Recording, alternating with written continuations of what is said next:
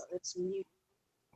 Welcome to the Soul Brother number one of a kind podcast, starring that candy am eating, big and small booty techniquing, well dressed immaculate, social political activist, that vicious abolitionist, Johnny Silvercloud. This show also boasts following the uh the spicy cinnamon, all about the Benjamins, Ray Rivera. Just made that Hey, up. hey. I am not a rapper. All right. So for those who are listening to podcast world, you have heard the precursor to this show. And we're going to talk about, those who have a coonerific disposition. Coons out there. Those who use Kunimitsu when playing Tekken, those damn coons.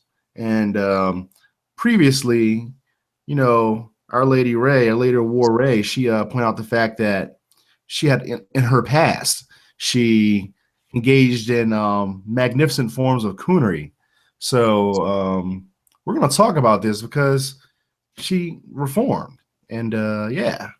So what's your take, Ray? I think the majority of us, considering the fact that after integration, the people that hated us most, they started teaching us in school. They intentionally confused all of us. And that's how the majority of us start out if our parents did not teach us better. And me coming from a multicultural background with two parents from different sides of the track, with within poverty here, the people that I think Texas hates the most are the Mexicans and the Black folks.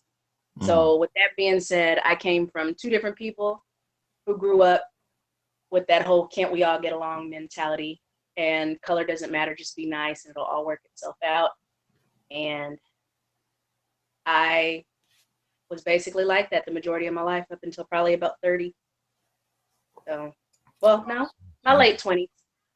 And then I went through life changes and my cocoon formed and came out of butthurt fly, where I just hurt people's butts for everything that I say. They're so anal. It is A what it butt is. hurt fly. Yeah. I never really thought about it, but I think that the automatic disposition of Black people is the coon. Technically, we don't like to call ourselves that, but I think that's correct because Black people as a collective are sociologically engineered to prioritize white identity first. Mm-hmm. I talked about this before, where I call it white identity matter. Ever since you were a child, you're shoved all this white identity matter in your head to the point of fact where you realize that you're not white at all. Like the white defaultness is where America's at, and by default, you think you're white until you get something, perhaps maybe a wake up call.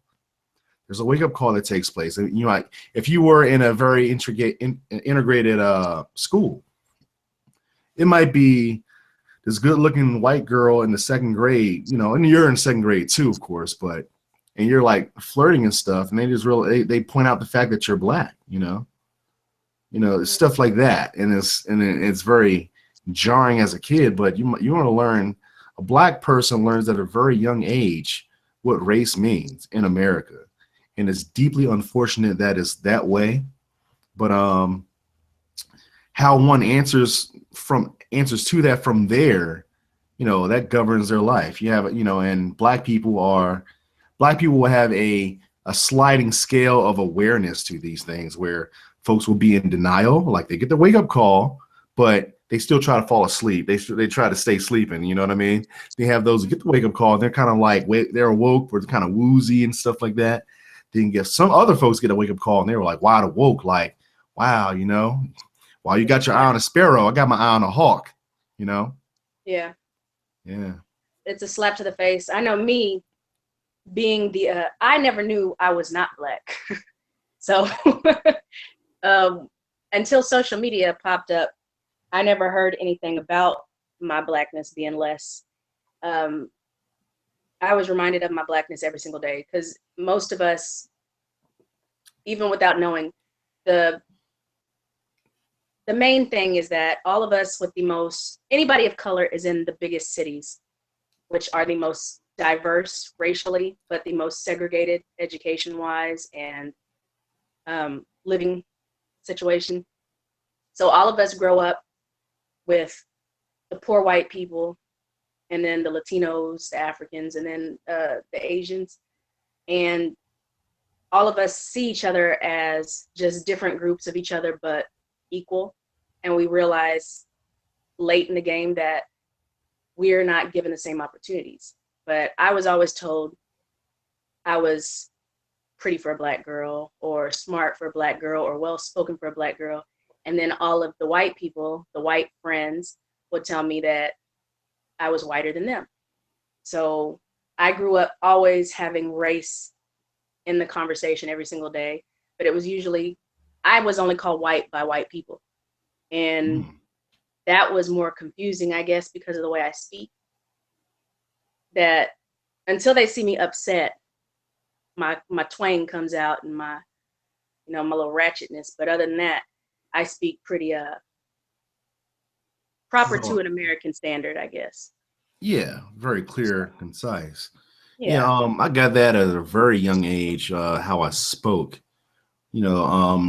Like reflecting back, as far as I can gather, I more so learned how to speak from TV than the people around me. So, back then you had Ghostbusters, Police Academy, and it sounds funny, but I mean, these are the joints I remember.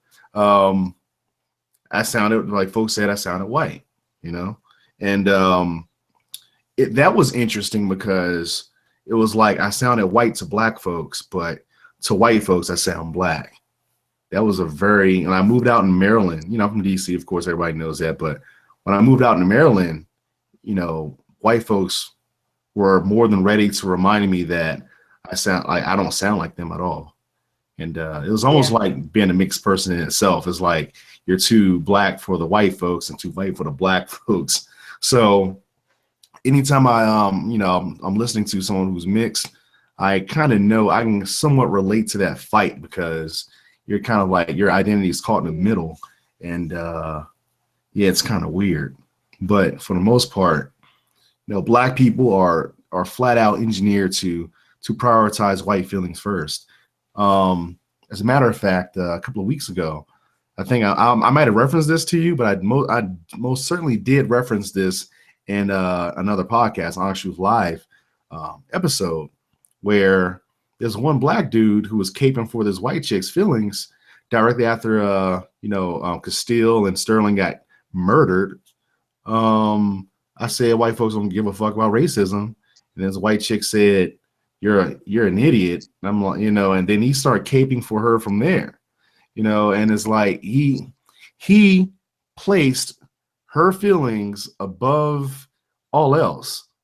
And it's like there's two Black folks who, I mean, you should figure that, me being upset about this is not equal to her being, her being marginally butthurt over the fact that I say white folks about racism. As a matter of fact, her sitting there trying to kirk out on me proves my point. Yeah, and they never understand that. They never get it. The dude, they look for a lot of us to be angry so that they can play the victim, and when it doesn't work out, then they always, well, this is why you are going through this. Well, bitch, if we're going through this, then leave us the fuck alone, because you're just making it. Yeah. Like, it was just, she made it about herself, and he allowed her to do so. It's like, as a Black, this guy is notably darker than me, a little bit more muscle bound, and it's like nigga, they'll shoot you first before they shoot me. Yeah, we're both professional, well-behaved Negroes, so to speak, but they'll shoot you before they shoot me, and you're sitting here caping for this bitch. I mean, really? That behavior has nothing to do with the situation we're in. Outside of the fact, our behavior has nothing to do with the situation we're in whenever it comes to police brutality. It's just something that they justify it. They used to justify it whenever they see someone else angry. And we have every right to be. Like, we have every right to be bitter uneducated, ratchet, loudmouth, foul mouth, bigoted, anti-white. We have every justification out there to do so.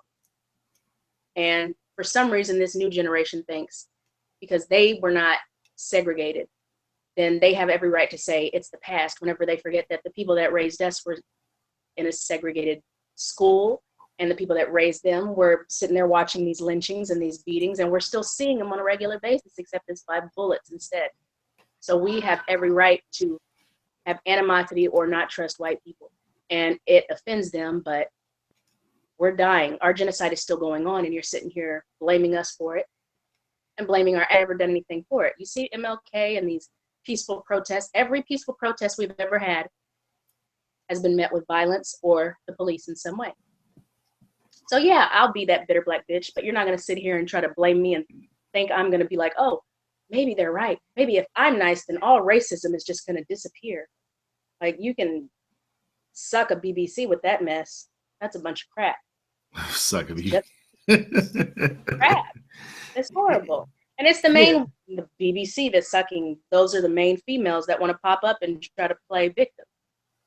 Like, come on. Yeah. You see the looks you get when you're with that black man. Like, you think all of a sudden that you're the victim for that. No, you know that your family looks down on you for being with the black man, but the black man is the one going through it, not you. So out of your cooter, they're the ones that are going to go through it, not you. So for you to be offended just because you're in the vicinity of them, you shouldn't be in the vicinity of us in the first place. Go around with that soft crap, because we have to live this crap every single day and go through it all the time. And we don't even know it. I never even realized it until I freaking came out that cocoon. Like, I was constantly compared to every black person based on my affiliation with white people and their ability to not feel uncomfortable with me. It was always, I'm not like the rest of them, or I act better than the rest of them, or I'm smarter, or I'm not as this or that. But then whenever I get into a fight or something, then all of a sudden, oh, we're not going to deal with her anymore. Like, she's ghetto. Well, who built the ghettos? Who made it that way? Who destroyed these freaking neighborhoods? And now all of a sudden we're to blame for our neighborhoods. Y'all need to really do some research. Like, seriously, this is ridiculous. Don't come to people like me who are unapologetic and brutal and ruthless about it just to say I'm the reason for it. No, because for every one of me, there's hundreds of those people who want to say, can't we all get along? Us being mean to them is the same as them killing us and justifying it, really. Oh, wow. Like, there's so many more of those people than me. Don't come to me and tell me it's my fault. Go give them a pat on the back if you want to do something with yourself. Go to the white people who are doing the same shit on YouTube. I had one idiot come to me and say, you need to stop making these videos. You need to stop, because the only people making videos like this are black people. Boy, if you don't go look up the N-word online and see how many people are saying, you better go. Get out of my face with that crap. I'll show you, Ratchet. It's like, you know, the response, the thing about coons is that they are on the forefront to demonize, anathematize, and attack black thought, you know, and black people. It's really it's deeply unfortunate. Matter of fact, if you ever read this book, you know, I highly recommend this book to the listeners here. It's called Before the Mayflower. This is a book on black, like Afro-American history of America from point A to all to point B, and they continue to upgrade this book. They continue to update this book. My edition, I forgot what edition that was, but I'm sure that by now, I think I got that like maybe 2004 or something like that, 2003. Anyway, I'm quite sure that parts concerning President Obama is in the new edition. Anyway, in this book, it starts off from day one. When it comes to slavery, it points out that there's actually 4 different slaves. A lot of people only know 2, you know, but there was actually 4, you know, and it's an upgrade from what brother Malcolm, Malcolm X said, you know, with the house and the house slave and the field slave. It's an upgrade from that. And honestly, the book did not exist when Malcolm was present. So, you know, he couldn't speak from the upgraded standpoint. Now, with the 4 slaves that existed, you have the field slave, which everybody knows about, the house slave, which most folks know about too. But the house slave usually gets a worse rap that's kind of undeserved. I mean, were some house slaves bought in? Absolutely. Were all of them? No, they weren't. As a matter of fact, most house slaves were the ones that burnt houses down, burnt the slave owners' houses down. So you got to give them credit where credit's due. Number 3 is the artisan slave. The artisan slave was he was the type of slave you find in the northern states, in the northern border states, like say the blacksmith slave or the the carpenter slave, the guys with this particular craft where they have to know math and science to function. So you had the blacksmiths and carpenters, the artisan slaves, they also existed. So that's slave type number 3. Number 4 is where it's all at. Number 4 is the driver slave. The driver slave, people, was the slave that had the whip, sometimes had the gun. He was out there in the fields, and pretty much what the driver slave did was keep all the field slaves in line. The house slave did not keep the field slaves in line. The driver slave kept the field slaves in line. House slaves in the house. The house slave is not getting dirty. The field slave, the driver slave was bound to get dirty and do all the masses work without the white person even lifting a finger.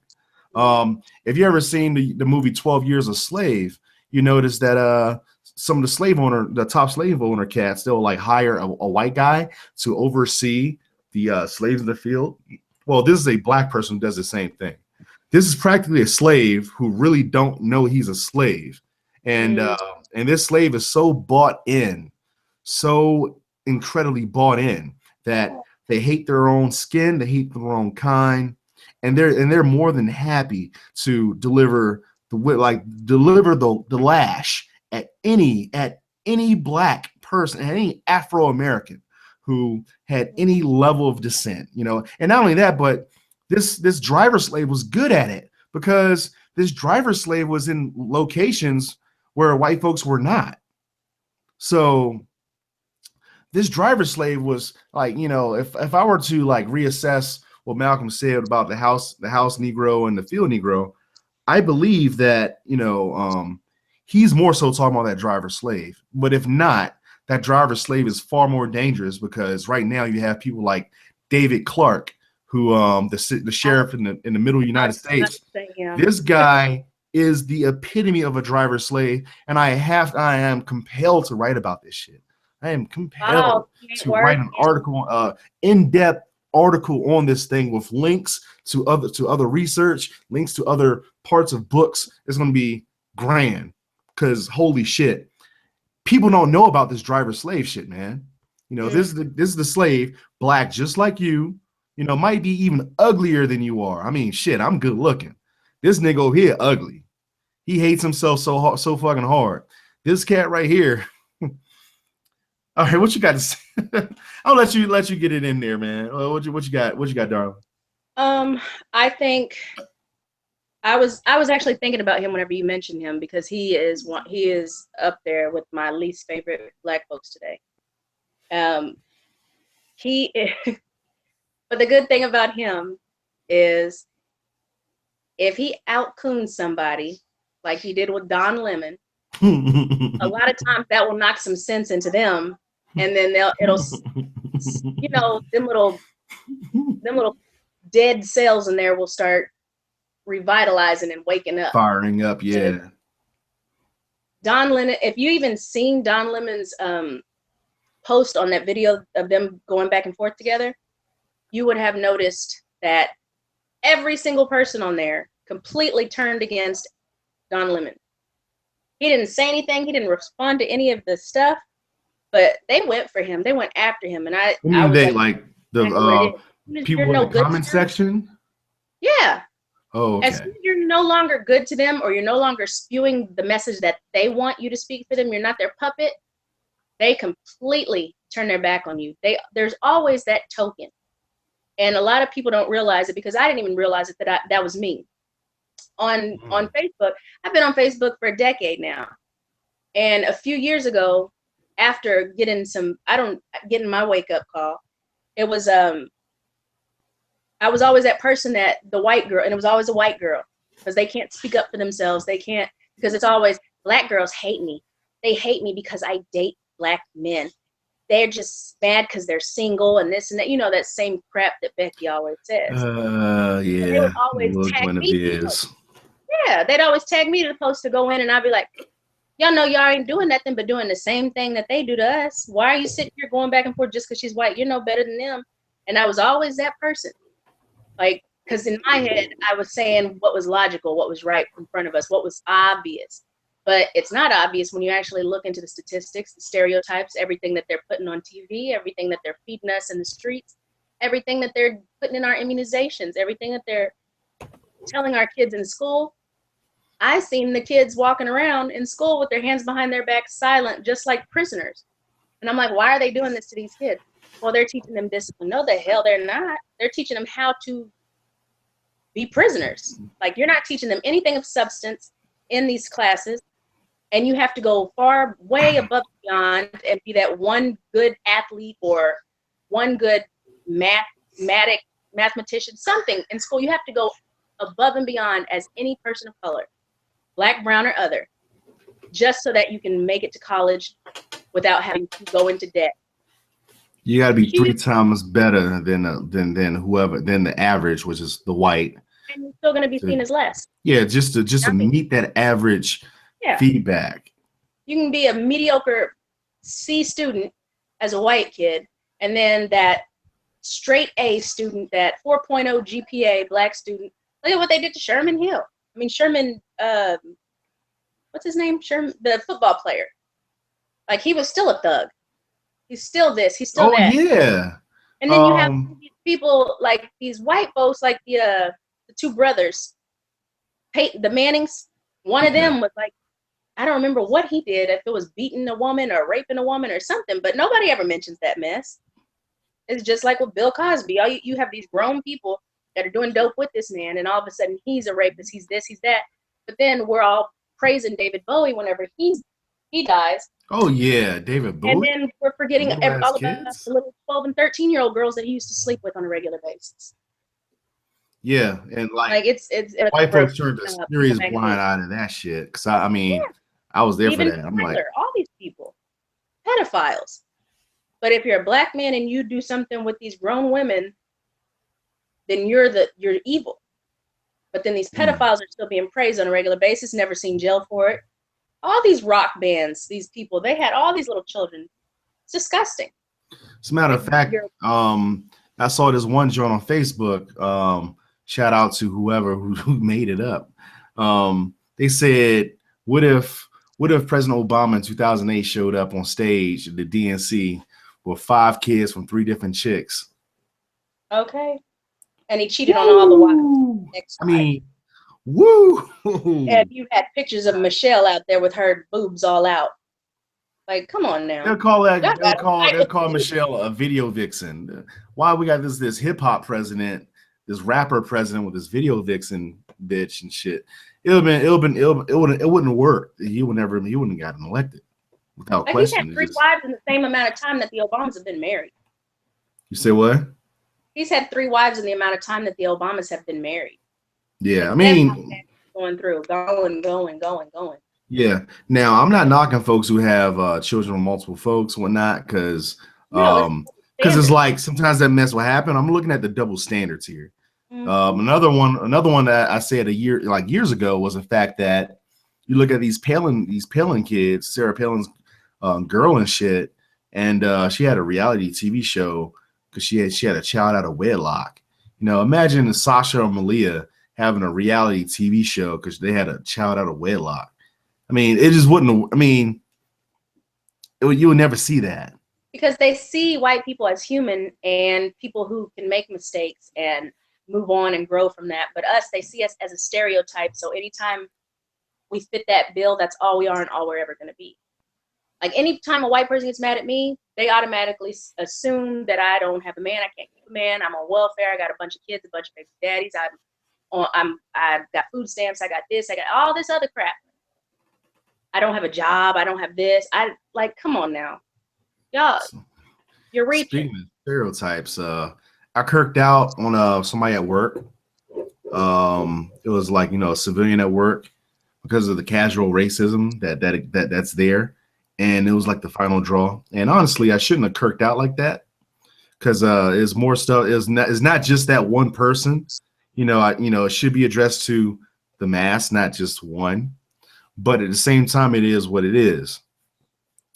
These folks see me as far more dangerous than I actually am. I mean, do I have guns? Yeah, but I'm not bound to shoot anyone up or attack anybody. As a matter of fact, when things got heated between me and the principal guy, white dude, I didn't even feed into anything that looks like it's about to engage in a possible physicality. Because my wrath, my anger, my frustration was based on the casual racism in there, period. It wasn't like I'm going to kill you, or you better shut up or I'll kill you, or else what. No, there was none of that shit. My frustration lied with the casual racism in there. I kirked out on these motherfuckers, and that's it. Now I'm hearing rumors where I was in these guys' faces and all this other shit. I'm like, no, that didn't happen. We're at least dude was at least six yards away from me. You kidding me? Nah. But because I'm the black dude. Oh, here's another thing. The white cat, he's the one who's looking like he's about to get a little more physically aggressive. Me, I calm that shit down. I'm like, why are you talking? Why don't you just stop talking? Why are you talking? I already heard you. Stop talking. I was like, you better not ever call me and say that shit again. I said, like, there goes that white privilege. That's all I said. It was like, you better not say anything to me. You better not say that again, man. You better not say that shit again. I'm like, I mean, the hood would be like, or else what? Like, or else what? You really want to get fucked up? I mean, for real? Or else what? But I didn't do that. I'm like, why are you talking? It's over. Why are you talking? But why don't you give me space? Why don't you give me space? How about that? And like, why don't you give yourself space? And that was it. So it's like, I'm already engaging in distancing behavior while this guy's like, huffing and puffing and shit. And I didn't even feed into that shit. But that was the threat. Figure that I am the guy. I'm the aggressor. I'm the aggressor, though. And I'm like, no. Facts matter. That's what they really see. That is exactly what they see. You say Black what? Lives Matter movement. Same thing. They've never said anything about hurting people or being anti-white, but they're all of a sudden terrorist group because they don't see anything. They don't listen to what we say. They listen and feel how they feel towards us and our color. Well, it's asking why he was talking is a threat. Because in his mind, he's gonna be like, why are you talking? He's thinking, he's asking me this so that I say something so he can hurt me, or he can threaten me, or he can do something later. He was probably looking over his back for weeks after that. No, actually, it joint got mad crushed, and Young is mad cool because he understood, like, looking back, he understood my standpoint because he has like some darker kids and stuff like that. So my standpoint, but his bosses are acting the fool.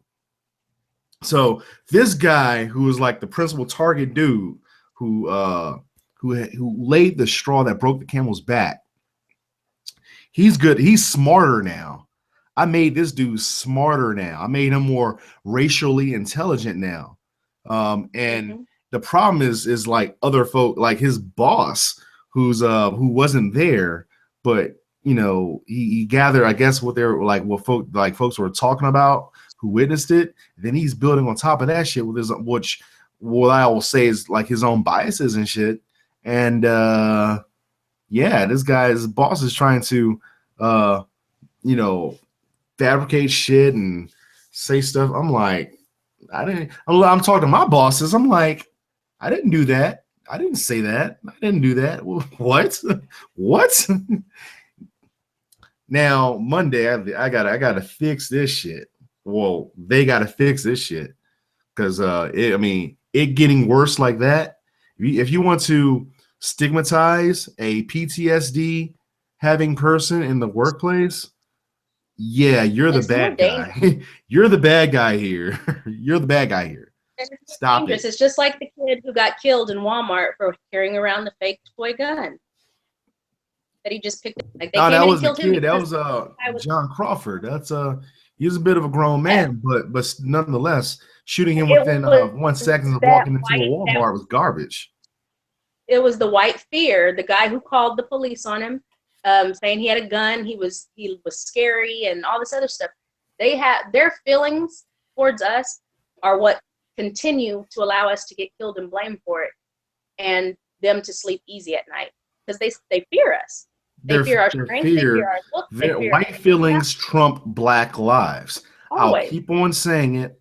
I'll keep on saying it's in America. It's true. This is what I love. My hand, my body language, my hands. Anyway, in America, this is what it is. This is what white supremacy looks like. White feelings trumps black lives. Period. So when they hear Black Lives Matter, they're more about how they absorb it. They absorb it as my feelings don't matter. So that's I what think we're dealing as with there. only Black Lives Matter, it's all about us. We're more important. And then they see like a lot of straight bigots these days say gay people have more rights than us now. Whenever it's not the case, they're just getting a few extra rights that you've always had and you're feeling threatened by it. So now whenever we're bringing the attention up, and we've always had this attention in the media about Black people being killed by police officers on a regular basis. There's newspaper articles everywhere, but they've changed up the lingo now because before it was police killed so-and-so for this and that, and it would be like police murdered these people, and they knew that there would be no charges. But now that everybody's all politically correct and thinking, and they have been tricked into thinking that everything's equal and things have changed, now they're changing up the lingo, and it's easier for the majority of the racist people to just turn it around and say Blue Lives Matter or All Lives Matter the same way that they used to do back then. Black Panthers is a racist organization. You're anti-white? No. Nobody's anti-white. We're There's white Panthers that genocide. I mean, as there's white, white Black Lives Matter activists, these cats, I don't get it, man. These man was mad stupid. They got mad Hitlers just running around in their heads right now, man. This is pretty crazy. I forgot about to say. Oh yeah, what the fuck's a Blue Life? The last time I saw Blue Life, I was reading a comic book, and it was Mystique, which is great because in Nightcrawler, and Beast, because this is great because I'm an X-Men fan, and now there's movies that depict all three. So a Blue Life, I mean, I give mad fucks about Mystique. You know, Jennifer Lawrence, she's a actress with minimal range, but she aight with her dumbass. She says some dumbass shit offline.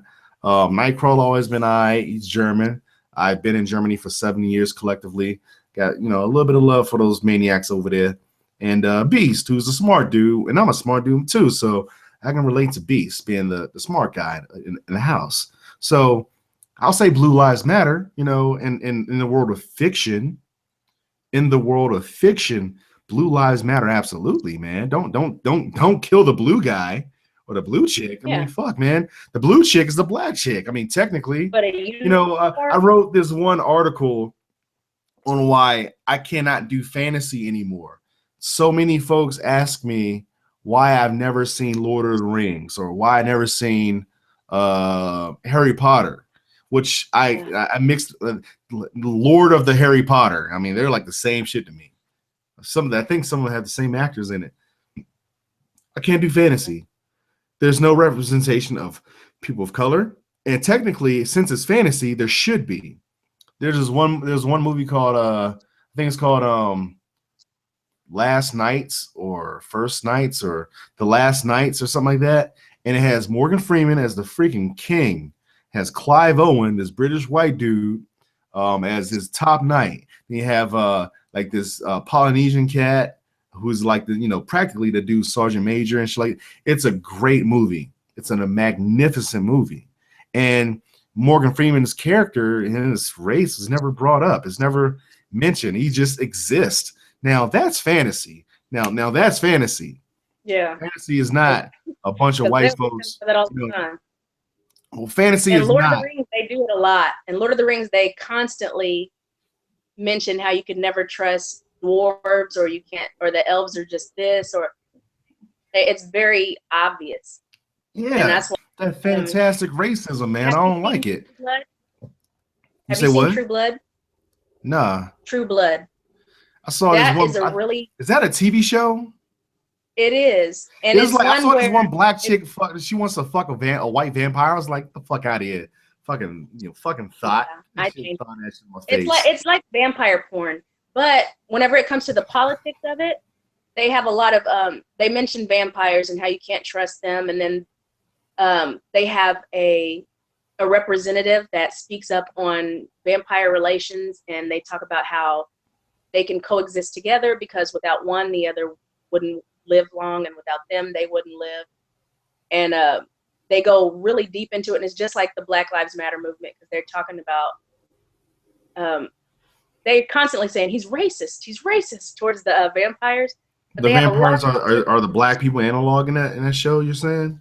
I'm hoping so, because it's extremely, like, it's all there, like everything. It's like they even have an episode where they're like these vampires, and they're all taking all our jobs, and they're having sex with our kids, and they're telling our kids that it's okay to be like them, and it's like really, really deep into that whole. They did that. Yes, and I'm like, I wonder if people actually like, are y'all catching on to this, or you just watching like vampire porn here? Because the stuff is a lot deeper than what's hard. How many seasons that thing ran? I have no idea. I don't know. I watch it on. I'll check I don't it watch out. TV, but it's on. I'll give it a look. It's okay. Yeah, it's pretty good. It's pretty good. But I skipped the whole that interracial. But it gets a little more interesting when you deal with like, say, these Dungeons and Dragons nerds, and like common people who engage in like the card Magic the Gathering cards, or all that, when common folks are engaging in this fantasy, because movies and books, these well-off pseudo-rich folks, they're making these things. They're a bit detached as is. Got it. I'm not too concerned with these punks. But when you take a look at like the common nerd that you'll come across with, like you walk into a comic book shop and they have all the tables out, and you see these guys play their Dungeons and Dragons or their Magic the Gathering or whatever it may be, and you'll sit there and like ask questions, because I'll ask questions and stuff like that because it looks interesting, but I don't have the time to play these things, and I don't care to play these things. And I'll be like, what's a dark elf? And they're like, well, a dark elf is someone who, they all lie and cheat and stuff like that. And there's a blue fucking elf. Blue lives matter, right? Not these dark elves.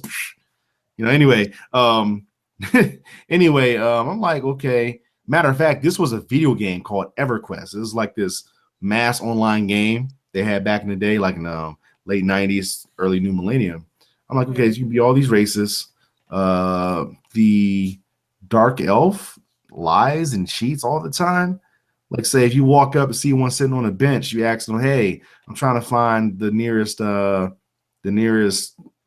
apothec or drugstore or something like that. Where is it? This guy's gonna tell you the other direction, get you lost. I'm like, but why though? I mean, I don't like the notion that one mass race of folks are one fragment of human emotionality and behavior. Yeah. That's absurd. And I think that, and you see this in the fantasy realm where they do this with all like the other races, and the human race is always the white guy. And the white guy has he functions with the total spectrum of human emotionality and behavior, versus like, say, the tiger people or the dog people or the cat people, elves, dwarves, dark elves, ogres, all these cats, they have like these little partitions of humanity and human behavior and human emotion, and that's what they are. But the white person can do whatever, be whatever. That's how I think. I really do think that white people think this way in real life. I think this is how white folks relate with the world. I think this is how white folks see everybody who's not white. They see an Asian guy, and like like the Asian guy is like the elf, you know, really smart, good with magic, you know what I mean? And then you see like the black person is like the dwarf, you know, good with his hands, you know what I mean? So it's like I think this is how white people see how they create the fantasy realm. That's how they see the world for real. Like we're ogres and shit. We're the ones. That's why these cops are shooting us left and right with no thought, without even like, you know, attending to medical aid or assistance. You know, it's just. I think these white folks see us as ogres and orcs and shit. And if you ever think about it, usually in the fantasy worlds, they usually construct these video games, these card games, and these storylines that exist. All the ogres and stuff like that, they always come from the South. They always like the barbarians always come from the South, because that's where Europe is in relationship to Africa. I really do think that's how they see us, though, man. I don't know. Can't call it. And I'm drinking beer. What's your thoughts? I agree. I think that's how it is now, specifically in America. White people have had this propaganda going for a long time, and it's visible in all of our old movies, like Breakfast at Tiffany's, Gone with the Wind, all these things. They use yellow face, black face, all this other stuff to mimic an idea of what we are. And even whenever they started allowing black people and brown people and yellow and red people in movies, you got to function within their paradigms they created first before anything else. Yeah, they have black people pretending to be the mammy or the Sambo or the, like, all these different characters of this big fat black woman who takes care of and loves white people, and white folks can do no wrong, and she's evil and mean to her own kids. And then there's black men who are over there setting people up for the okie doke, trying to get over on each other, even their own friends and family, just so they can come up with a few bucks. And the females, these Jezebels that are just out there with nothing to offer outside of their bodies.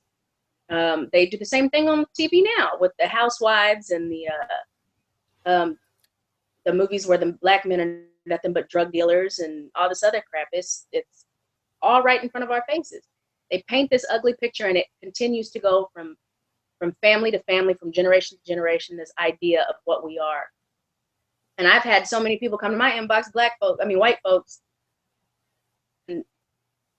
if I would have their baby, or they'd love to have sex with a black woman, or just all different types of sexual stuff. And you know what? But who wouldn't, though? You're good looking. You're. I mean, let's just face it here.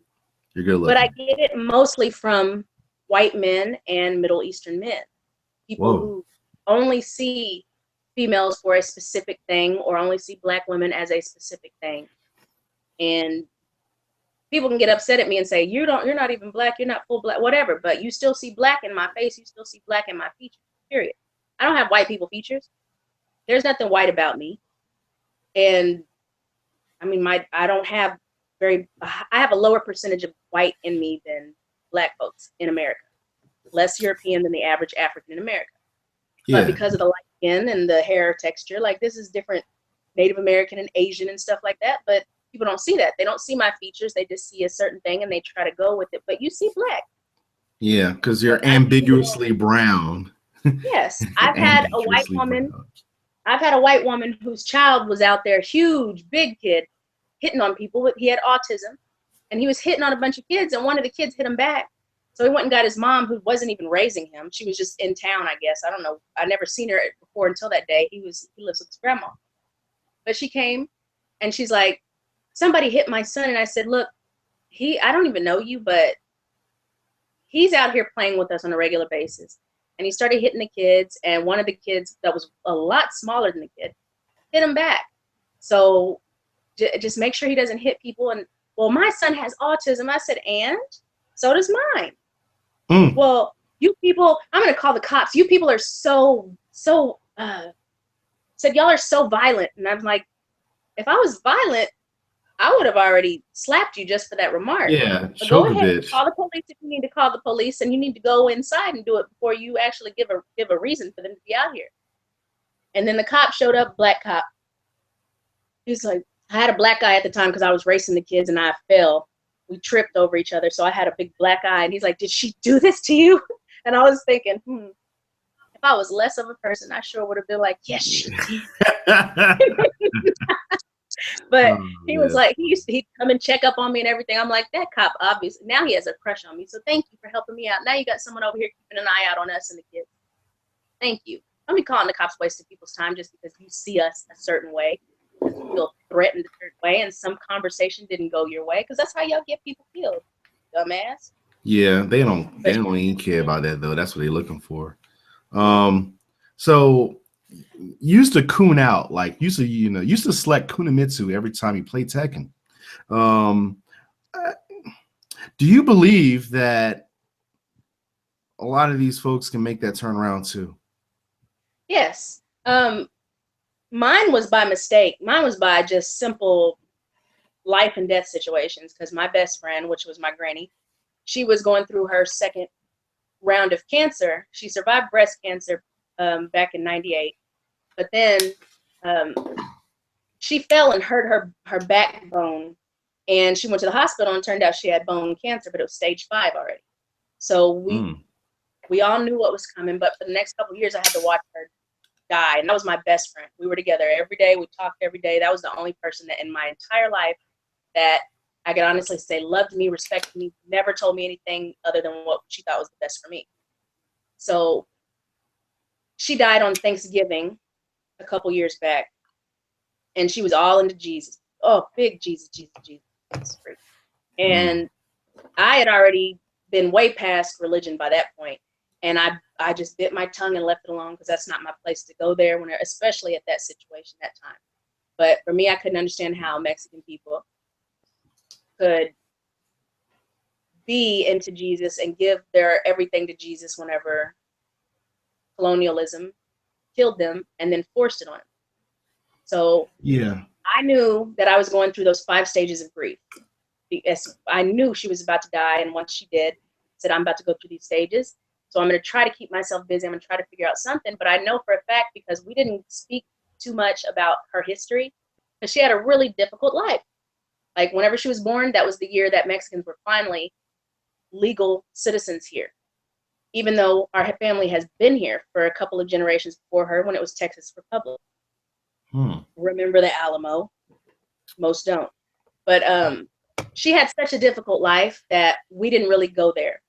She's the only person that I would watch all these old slave movies and these old 70s movies and stuff with, and she'd go over everything that Black folks went through and let me know that Mexicans went through it too. She had drank out of the fountains with the colored folks, not the white folks. They were segregated too. And they just didn't speak about it. They didn't put that stuff on TV like they do with Black folks. So after she died, I would look and research, because I'm like, who am I? What am I? Like, where did I come from? What tribe did I come from? And that's the one thing that I wanted to know most. I'm like, it's just as difficult to find your tribe in Africa here in America as it is your tribe in America here in America whenever you are indigenous. Wow. And that's one thing a lot of people don't realize, because they would spell our names wrong. They didn't care enough about us. And it was just really a real jacked up situation. And I would just speak on this on Facebook about it. And I'd mention Mexican history and Native American history and all this stuff. I didn't even know Mexicans were Native American until she died. And I was like, wow, I had no idea. No wonder we look so much alike. That kind of dumb fuck. That stuff. So once that happened and I would start speaking up on it, there would be white people popping up to my post. What are you trying to say? And I'm like, what do you mean? Well, are you trying to blame us for this? Are you trying to beat around the bush and say something? I said, dude, y'all know I don't beat around the bush when it comes to anything. Well, it seems like you have animosity towards us. And I'm like, I've never one time mentioned white people at all. I'm talking about me. I'm doing this because I'm looking for my That's business. Their white fragility speaking. Yes. And then after that, something just snapped. And I'm like, oh, so you want to make it about you? Let me make it about you. White people, why is this, that, and the other? White people, why did you do this? White people, white people, white people, white people, white people. And I started making it about them. If you want to make this about you, what I'm going through and what I'm dealing with about you, just because you don't understand what I'm going through, let me just shove it up a notch. Sit on it, spin on it, do something, think about it. And ever since then, I found out more and more and more and more with the Native American Mexican history, African history, everything. Asians, the Japanese, the Chinese. I've gone over every bit about that. I even found out about the Irish and the whole, we were slaves too. No, you weren't. You were immigrants. You came here by your own freaking choice, and that's why you did the 7 years with your indentured servitude. Don't sit there and try to put that on the same thing. Just because it was horrible and a lot of people did die, don't sit there and say that's the same thing as slavery, because y'all got to live your life. We didn't. We were born and we died into this crap. Period. Yeah, and they constructed many laws to upkeep that form of slavery and to more so dehumanize black from white. Or, you know, I mean, well, Irish folks are considered Irish. It wasn't like they're subhuman. And then whenever the second not the gravity to where black folks met. So it's kind of, there's no Jim Crow for Irish folks. No. There's no it's just nah. But when the second group of Irish came over here, when they immigrated over here after the potato famine, they're Irish, their own people said, nope, we're Scotch Irish. We're Native Americans here. We're native to this land. And then they treated their own people like crap when they got here. Yeah, so you know what? Irish, y'all are the Irish trash. You're this, you're that. That's the no Irish crap. So they did the same thing to their own people just because they came from where they were originally from. So I don't want to hear all that crap about black on black crime whenever you don't even know what the Irish did to their own whenever they came over. Like, that's a bunch of crap. So my biggest thing is letting white folks know, you know what? Y'all don't like who I am. You don't like how I speak. But guess who freaking made this? Guess who did this? All those went up to my posts whenever I was going through what I was going through, not even considering what y'all were doing, not even considering the fact that y'all put us in this situation. I had no idea until y'all opened your big, thin lips to say, well, what are you trying to say? Well, now I'm saying everything that I needed to say that I didn't even know about back then. You made this monster, not me. Y'all made it. So you deal with it or don't. And I have people on there every single day going to every time I upload. I got a few of them, and they all got fake names. All of them. They don't have the balls I got. They all come to each one. You're the problem. You're the reason why. You're this. You're racist. You're this. You're that. Boy, get out of here. Y'all are the reason that I'm like this. Y'all are the reason I have animosity towards y'all. Y'all are the reason I don't trust y'all as far as I can freaking own y'all. I don't care for y'all. And I'm not going to. I'm not going to accept y'all in my life because I don't want you in my life. That's the funny thing about it. We have never had time to go through classes or go through anywhere outside of segregation. Even if we had to always deal with white people. Y'all don't have to deal with us. You have that luxury. We don't. Not even in Africa do we have that luxury. Nah. So, it's really funny because like white folks, it's like they need to be seen in an angelic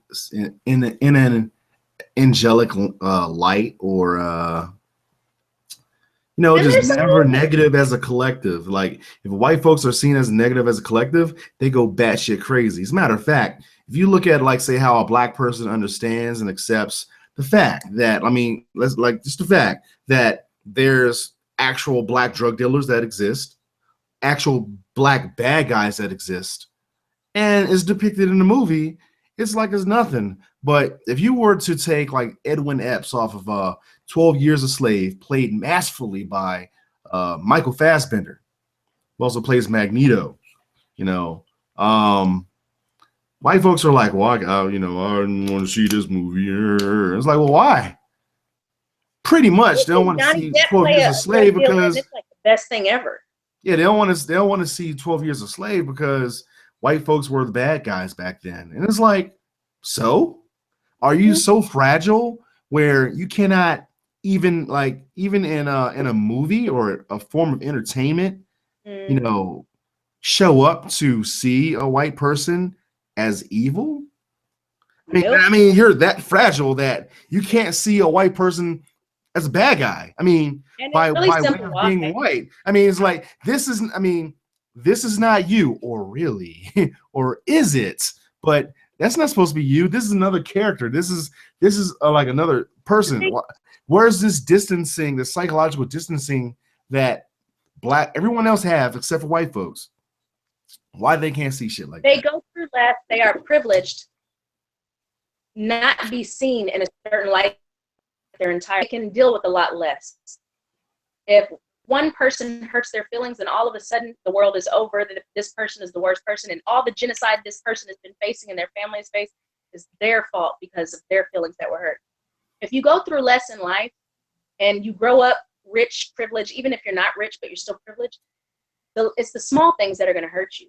And the people who go through the majority of this stuff, who are sitting here going through sexual and physical and emotional abuse their entire life, it's going to roll off their chest, at least in your face, because you're so used to the torment, you're so used to the anguish, you're so used to the bitterness, you're so used to brokenness.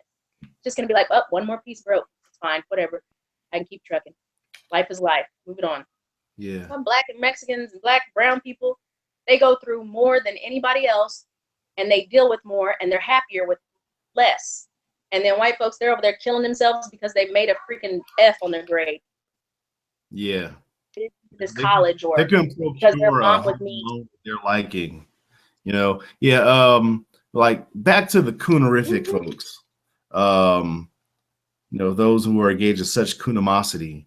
Do you believe that a person like David Clark can be reformed? He can uncoon himself.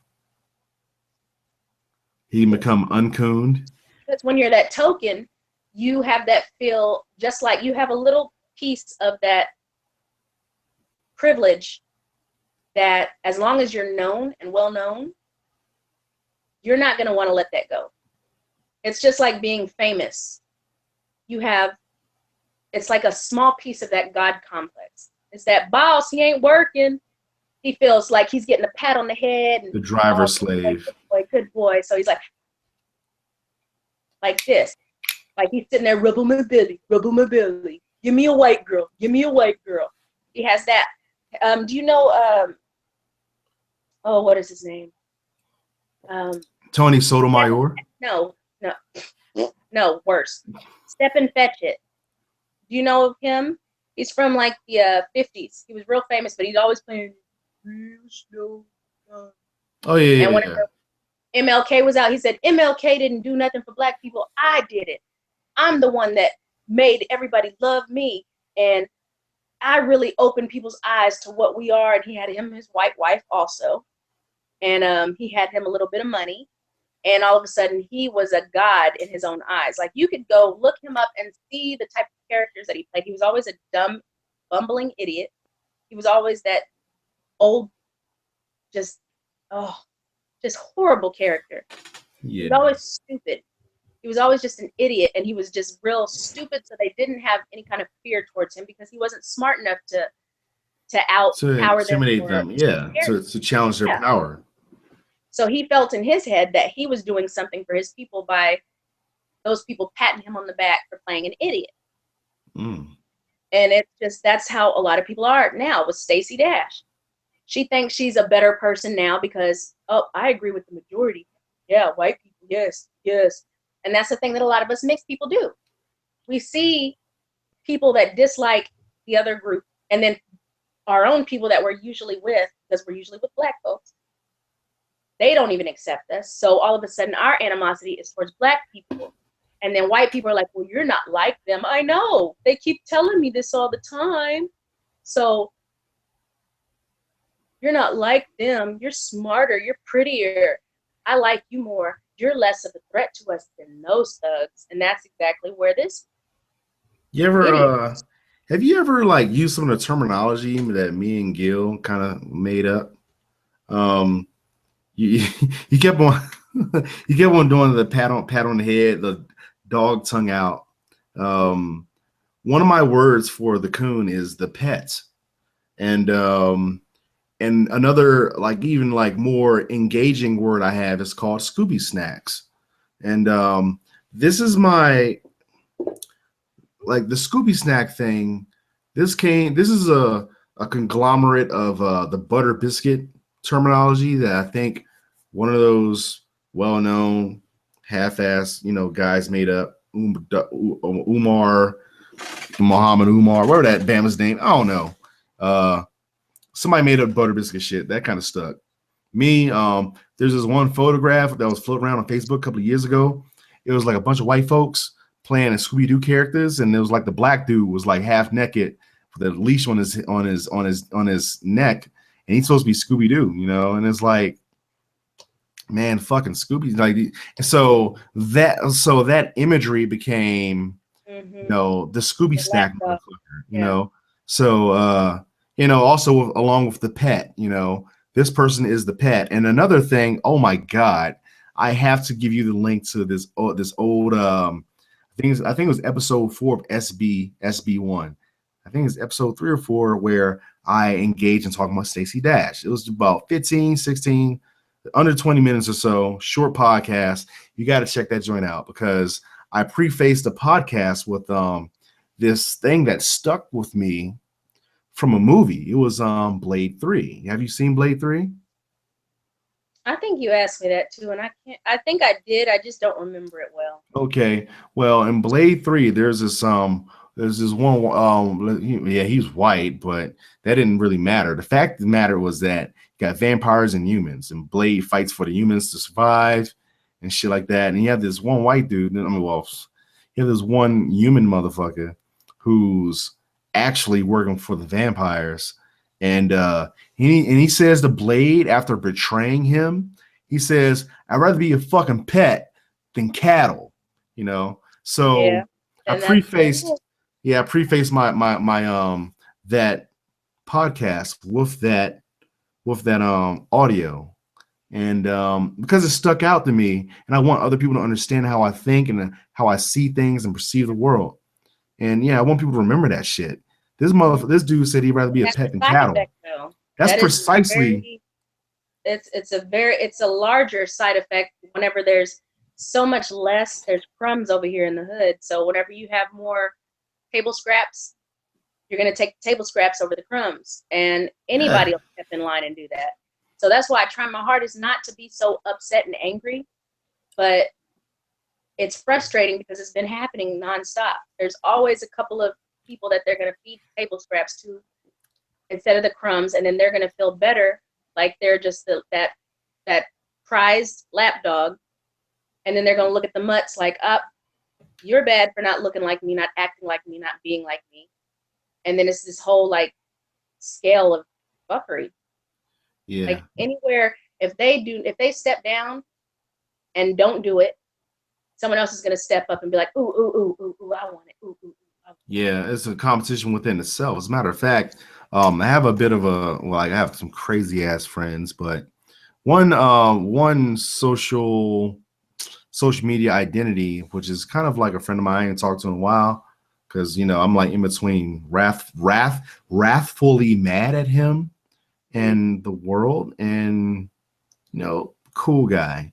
This dude name is Alonzo Rachel. He's a black dude who pretty much capes for white supremacy by way of caping for Republicans, and it's really frustrating. I can't really find myself to like talk to him. It's just it's so rough. Cool guy, but damn. Fuck though. I think that there's some folks, like say David Clark. I don't think a coon like that can be reformed. I think that much like what you said, collateral damage. Yeah, well, a lot of just gotta. Yeah, I'm definitely sociopathic enough to like engage in collateral damage. I wouldn't even waste that being clear, but it's like I think Don Lemon can be reformed because he is a double. Because for one, he's fucking gay.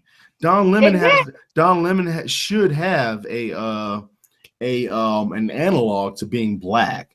Most gay folks I know, they're like, it's like being biracial. It's like most gay folks I know, they're like, look, I'm black first, gay second. All these folks, they see a black person regardless. I hop into the the gay community, they see nothing but a nigga. So fuck it, man. I'm gay before I'm black before I'm gay.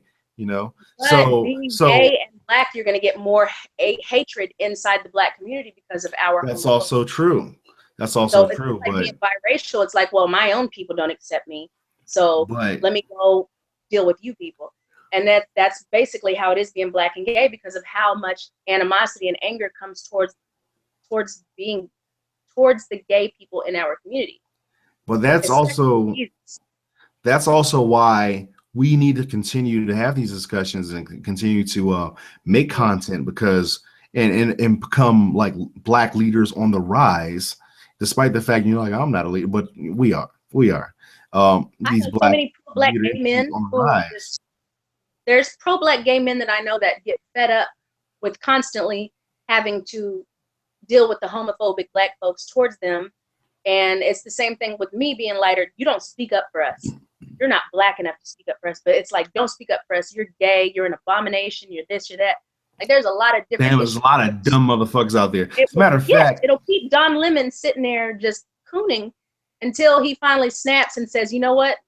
This homophobia is also coming from white supremacy with these, like the stuff they used to do to our men to try to, raping the men in front of the strongest man, the buck. What is it called? Buck? Yeah, the buck. Yes, but they would do certain things to them. And then a lot of people are like, well, you've taken their manhood in front of everyone just to scare the majority. And now we have that animosity towards homosexuality because of that situation, on top of white Jesus giving us more hatred and homophobia, on top of us always having to prove in our community our manhood or our strength or whatever the case, because of all the issues that we have. So I think Don Lemon, he's going to I think this will probably wake him up more. This will be one of the things that wakes him up to where he's starting to see and realize. Because he's got a white man at home. He's got a white husband. So the people who are in interracial relationships that are white, they're usually with a Black person that does not love themselves or respect their own people enough. Yeah, so they constantly talk shit about Black people together. So once he sees exactly what the reality of the situation is for him, always being that good lapdog for white people and then disagreeing one time or saying, hold on, wait a minute, they just said this, hold on. And just that one little thing made them flip on him so quick. I think that's going to really wake him up. Just like Raven Simone. Raven Simone is what she ain't got a wake up call yet. She's about to. Like how? Because I listened to one that she made, and it was like she's kind of almost there. Like, if they're not going to deal with Black lives, then don't give your money to them, that whole situation. But a lot of us, we don't have, like, that's a huge step, period, for someone being up there and out there. It's a huge step for a Black person to say, don't deal with people who don't deal with our people, whenever white people are the ones paying you. She said it? She said that? Away. Yes. She was on the View or whatever, and she was like, I think it was, I don't know what it was exactly that did it to her, but she was mentioning, I think that we really need to consider paying attention to who cares about our lives. If they're sitting here saying you can't say Black Lives Matter, or they're against the Black Lives Matter movement, don't put your money into those people. Only put money into people who believe that your people matter. And she said, it's sad that I have to say it this late, because I think she didn't really get it. She really didn't understand, because a lot of us don't. We're raised to believe that everybody's equal. Everyone's on the same level. Everyone has the same chance at the American dream as the next person, but it's not the truth. So once we get a slap or a little taste of reality, we start to question, like, is this right? Is this true? If I have to shit on my own people, to engage in the American dream, fuck that fucking dream. That dream's a nightmare. Animosity towards your own people. Dream's a nightmare. Like, technically, well, yeah, the American dream can be approached by many folks, to include Black people. But much like the Irish, who began shitting on the Black people to become white. Exactly. I'm not going to shit on Black people just to get by. I'm not going to do it. A lot of us will, because they're sitting there being told that Black people are the problem with society. So we'll look around and say, yeah, we need to pull up our pants. Yeah, our women are too loud. I did the same crap. I had to apologize to Black women, because I was sitting there so angry with Black women, blaming them for everything in the community. It's a two-way street. I still believe a lot of stuff that we do as Black women, we shouldn't be doing because it's helping our situation. I mean, our genocide, and it's helping white people sit there and look at us a certain way. But it's not our fault. But that's ultimately an internal discussion that is not to be aired, like, you know, where it meets white ears, because white folks see shit like that and then judge from there. And which is they already doing, but they'll do it even more. So nah. I keep all my coon videos up. I keep all my videos of my cooning up from years ago. And those are the ones a lot of white people go back, oh, you're such a smart person. I really like this. And then now that I actually know the reality of our situation, I speak on that and all this stuff that I didn't even consider back then. You're so ignorant. You're stupid. You're racist. Screw you. I hope you get killed. I hope this. I hope that. Like, you need bullets to your head. Someone needs to pull a 38 to your head. And like today, it was you and you need to go join your Black Lives Matter protest and block the street and get ran over. And I'm like, dare they ever? I'm not with Black Lives Matter. The fact that you see me as a Black person and automatically assume so, that's kind of the reason we're in this situation now, because you see all Black people as the same. You're bad, not mine. Go fuck yourself. Dare they ever come on my inbox like that? Because my homeboy who was cooning and shit, I aired him out. I'm like, he posted a status trying to talk about me. I shared that sucker. I'm like, look, I got a bigger audience, B. I'll share this. Let me help you out here. I'll share. Hate is still love, man. Hate is love. Dare they ever come my way like that? Mm-hmm. Ooh, they do it to me all the time because I'm a female. I mentioned something yesterday saying it really bugs me whenever women tell other women how to act or dress or think or have sex or not have sex based on their view of what is ladylike or classy. Whenever we as Black people hate white people doing it to us, we as women hate men doing it to us. So who are we to do the same thing to each other? And then one guy's like, no, but that's right, though. There is certain ways to act as a woman. I said, you're not a woman. There's not a certain way to act as a woman. There's certain ways that you would like a woman to act to get your attention, but we're not yours. We're not your property. You don't get to tell in the entire population of women what is ladylike and what's not. You know like what? Me, I fuss, I do all kinds of stuff, but you don't get to tell me what's ladylike or how I should act. It's none of your business. You ain't with me. I'm not with you. You know what? I need to do some movie shit, you know, like a movie podcast, because I'm really big on judging movies and shows. There's this new I haven't seen the movie yet, but based on what I'm seeing so much of it, it's the new Ghostbusters movie. And and I'm like looking at what I gathered so far, and you know, the trailers and everything else. You know, I'm sitting there thinking like, why these bitches ugly?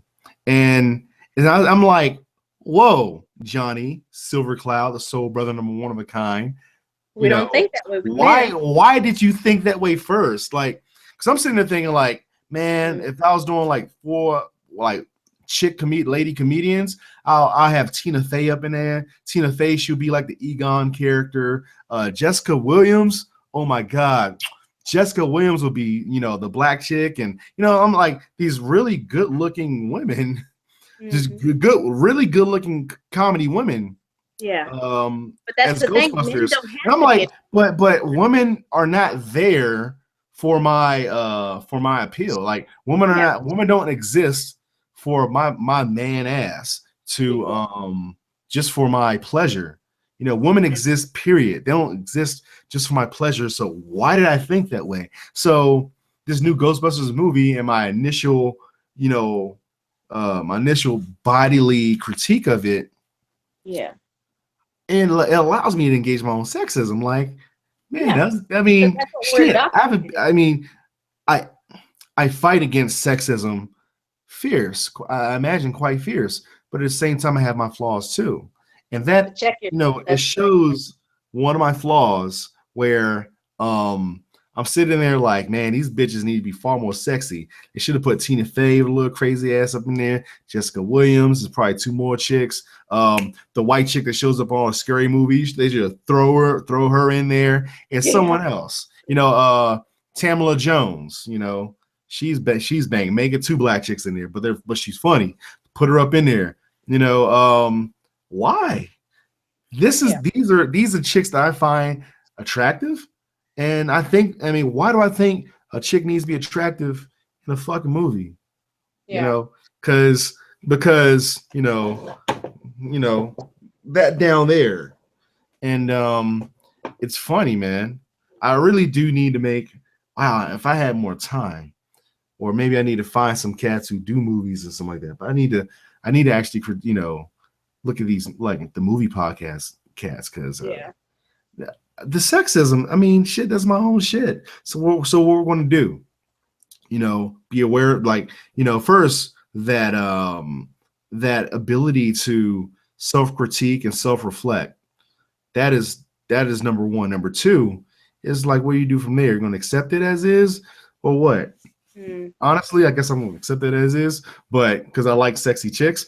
But the self-reflection thing means a lot, and I think there's also a sliding scale on how you engage in such things. Entertainment, I want to be entertained, so that's how I'm entertained.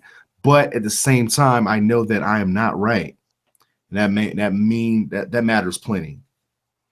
Just because I'm entertained by one way doesn't mean that should be how all entertainment is. And that's the biggest takeaway. I snapped out of that whenever it came to and it's something that only white people will see it as regression, or black people who haven't been able to actually get out of their cocoon. But I snapped out of that whole everything's equal and treat people how you want to be treated crap, because of the fact that that way. I'm not hired that way. I'm not treated that way at all. My sons never will either. For me to have that state of mind is to put my kids in danger, to say, oh, just be nice and everything will work out. Just be smart and everything will work out. And if you're smart and you're better than everybody, if you're smarter and better at these things than other people, then you don't have to worry about ever coming back to the hood again, or this, that, and the other. No, that is the wrong way to think. That's the wrong way to treat your children. It's the wrong way to raise them. To me, in my point of view, I don't want my kids thinking that they could be better than anybody in their own group, whenever we have different choices, different chances at life, and ours are starting at the bottom. Don't do the Drake thing, started at the bottom, now we're here. No, you were rich before and you're rich now, so shut up. Stop talking about this money and this and that, what you got, what other people don't have. That's a bunch of trash. If you can't do for you and put yourself first, and then still be able to look back and try to fix certain shit in yourself and around you, then you don't really have any right to speak up on what a good person is. Because that's exactly what white America does. Oh, I work hard for my stuff. Yeah, well, we work harder and we get less. Period. We're the ones cleaning up after you, cooking for you, doing all this stuff for you. I think a lot of these white folks get jollies off of listening to it all. Like when we talk about, like, you did this, you did that. You're the ones who brought slaves here. You're the one who conquered these lands. Videos of people mutilated these people, and and ravaged their minds, made them hate themselves. I think there's a lot of white folks actually get joy in that. Like, we did. Yeah, we did do that, didn't we? I think that does exist, where white folks they revel in these what I'll call feats. If you look at history books, and how the history books are littered with all these white generals, these white war fighters, these white kings, and and principal presidential types. They're like conducting warfare and strategizing and fucking shit up. I think looking at it all, as I mean shit, man. If I was white, I'd be like, I'm like, damn, Blackie, you're right. Like, damn, Blackie, this shit feels mad good. The fact that my people did this shit to your people, get the fuck out of here. So I think white folks actually do revel in all the things that took place in history. As a matter of fact, there's this one white guy, I forgot his name because white people look alike. Just joking. But in regards to race relations, you do, because y'all do racist shit. They all say the same, so they're all the same. Yeah, this one dude, he was on in CNN or something like that, or Fox. He was like, no, this was Fox. He was like, white people, I mean, paraphrasing here, he's pretty much saying that white folks guide human mankind and human history. Like there's no folks who are non-white that actually provided anything that's substantial to mankind. And I believe that's how most white folks think. He's just saying shit that a lot of other white folks are afraid to say. And you know, they're getting warm fuzzies and getting that little white, white Peter, because it's a Peter for them. It's a little Peter getting like a little hard and shit when they say these things. White people, especially white men, they love validation. They love walking to, like, say, into Asia. They love walking into Asia talking about Asian men's dicks and shit, but they never talk about black dicks. And that just never happens. But they like talk about some Asian men's dicks and shit, and then they want to fuck all these Asian girls and stuff like that. But when it comes to black folks, it's more of a challenge. Yeah. I think they really do love this self-validation. It existed when it took place. They like to feel better about themselves. Now. I think the men like to feel better about themselves and feel validated, and the women like to play victim and have someone come save them all the time. That's how I see those people. Like Taylor Swift, and then Kim Kardashian, like the older white chick who's currently in a relationship. I mean, I guess Kanye is crazy. Kanye is all in. Like, there's a lot of truth to a lot of shit he says. So I imagine that Kim Kardashian is picking up on that shit, and she's looking at Taylor Swift. She's like, nah, bitch, we got the receipts for that shit. Here you go. Yeah. And it's like she knew about the shit that Kanye was saying in his damn lyrics. Get the fuck out of here. So she played the fucking white girl victim shit the whole fucking time, and everybody bought it. Everybody bought it. To include numerous black folks. Cones. Numerous black folks bought that shit. So, well, we don't like black men who are proud of themselves and very aware of how great they are as men. We don't like cocky black men. We like black men who look up to white people, not the ones that expect others to look up to them. Walk around with the coon wee or the wee wee? Black folks, as in general, we have been indoctrinated to not Yes, we've been indoctrinated to not accept black men and women who accept themselves. You can't love yourself. You can't just date your own people. That's racist. Well, it was illegal to not just a few years ago. So now all of a sudden we're racist because we love ourselves. Sorry, it don't work that way.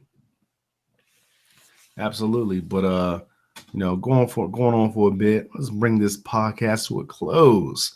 So we covered a whole lot of coonery that exists out there. It's probably a tidbit that I want to engage in a little longer. For the next podcast. Yeah, we'll have to get into the coon that thinks the Black Lives Matter movement is a threat, like terrorist organization with its black ads. We have to talk about the Blue Lives shit. Excuse me.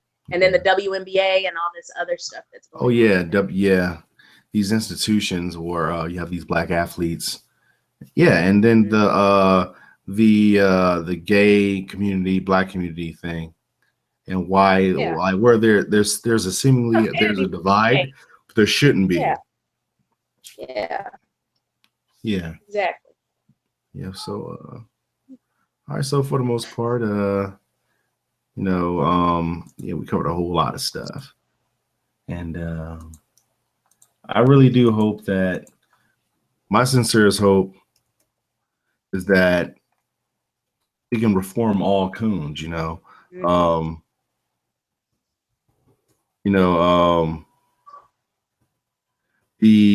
one guy that was wilding out on me and shit, black dude that was cooning out. I was sitting there like, one of my friends, like a black lady who's actually a Black Lives Matter activist in Tucson, Arizona. She was like, "Why are you wasting time on this dude?" And I sat there and thought about it. I'm like, you know what? It's almost like a video game, like Call of Duty. I'm like, you know what? You're right. Why I'm playing this game? I can't reform this guy. This dude threatened my life. And like, you know, by way of protecting a white chick's feelings. Yeah. You know, I can't reform him. Isn't well, there's also like temporal space. So yeah, I've been that it's person. not going to happen. Today it is not happening. Maybe 30 years down the line when he's like 62 years old, whatever it may be. I don't know. But today, that day was not that day. She was right. Keep it trucking. You're like, my skills and talents are far wasted, are quite wasted on this man, on this black man who decided to choose Kunimitsu while playing Tekken. Yeah. You know, so shit, you know. So I think that's one thing we have, like, for those who are aware, you can't save everybody. These people might be your parents, they might be those you love. You can't save everybody. That's all I got to say about that. Put yourself in a Hope situation. For the best. You don't hope for the want to best, put prepare for the yourself in a worst. Yeah. Anyway, though, for those who have listened to the podcast, if you're listening through iTunes, be sure to click on that comment section, give us a like or something like that. You know, it really does help out. For those who want to engage in the love or hate mail, the number we have is 202-854-1996. That's 202-854-1996. So this is the soul brother number one of a kind, the grown and sexy, the messy grown and sexy, the browns and the spicy brown cinnamon. We're signing out. Yes. Peace.